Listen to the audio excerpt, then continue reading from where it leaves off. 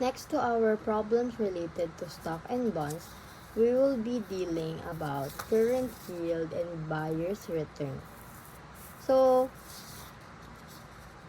for the given, we have time, which is 5 years, an interest rate of 5%, and a purchase value of 1 million.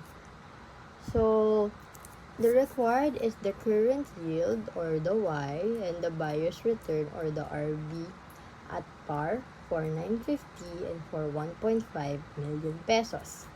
For the equation, we have Y equals annual interest divided by purchase price, while RB is equals to par value plus interest on bonds minus the purchase value. So for our solution, we would just substitute the needed values. So for interest, we need the rate and the purchase value and divided by the purchase value itself, and we get 5%.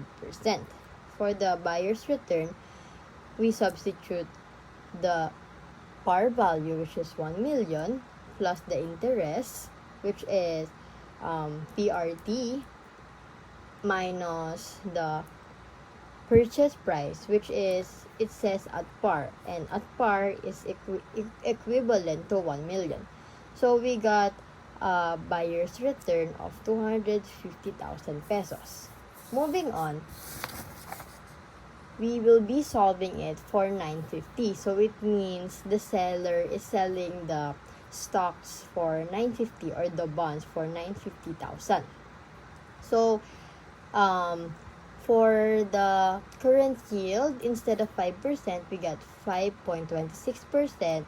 And for the buyer's return, we got 300,000 instead of 250,000. And for 1.5 million, the process is the same. We just replace instead of 1 million to 1.5 million. And we got 3.33% as the current yield, while the buyer's return is at negative 250,000. So for our answers, we can see that at par, we got a current yield of 5% and a buyer's return of 250,000. At 950,000, we get a current yield of 5.26% and a buyer's return of 300,000.